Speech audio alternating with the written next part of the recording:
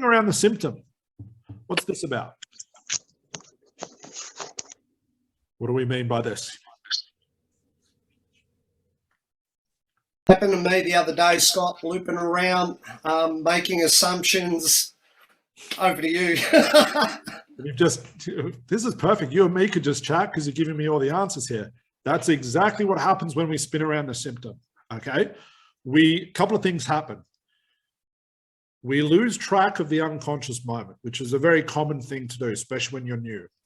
The biggest thing, and I fell into this as well, that's how I know it's a problem, you started to believe what your client was saying. Don't do that. Okay. Now, if you catch yourself spinning and you just can't break, it's like, oh my God, I just can't figure out what do I do, but you've caught yourself doing it, great job, because that's usually the hardest thing.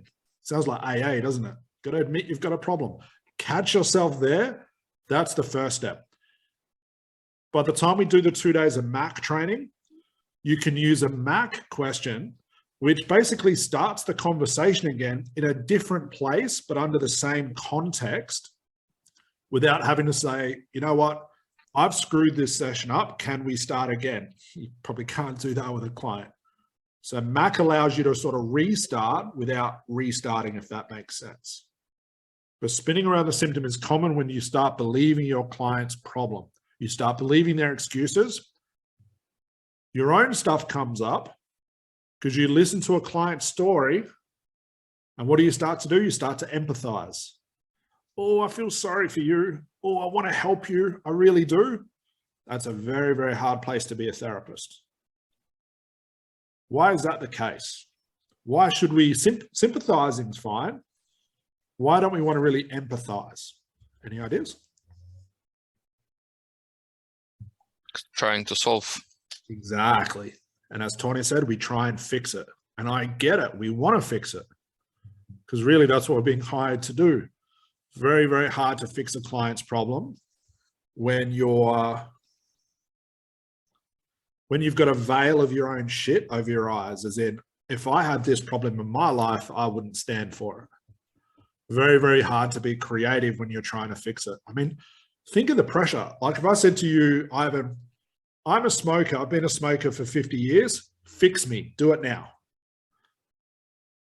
Although we're having a joke, your mind goes blank. Like, I wouldn't even know where to start. It's like, It's very hard to be a therapist in that place. So instead of trying to fix it, which spins around the symptom, get curious as to, I wonder why that problem exists the way it does. Because I know thousands of people who are not smokers. What's Ivan's problem? Why is he a smoker? Because it's not universal. Does that make sense? Has anyone found themselves spinning around the symptom?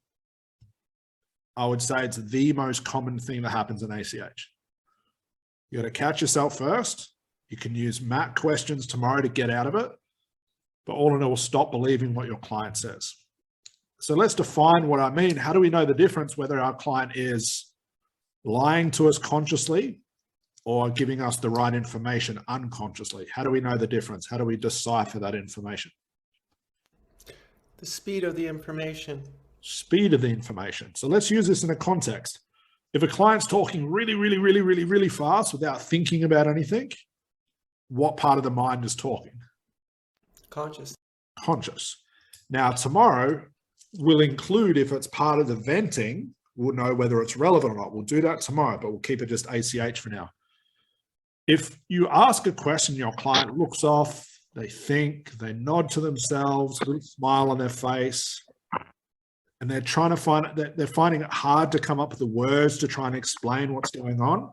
Is that conscious or unconscious? Unconscious. Unconscious, because they're unconscious moments. It's dripping in it. So that's the only part you need to believe. Now, what's crazy is when a client has that verbal diarrhea where it just all comes out, it might only be 1% of that that's pure unconscious information. So you've got to learn to delete 99% of it.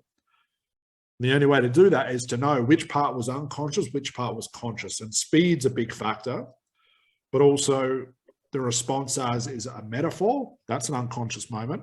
Is there emotions? That's an unconscious moment. Did they pause? Did they sigh? Did they get confused? And it might happen quick, but you've got to catch those things. Does that make sense? Okay.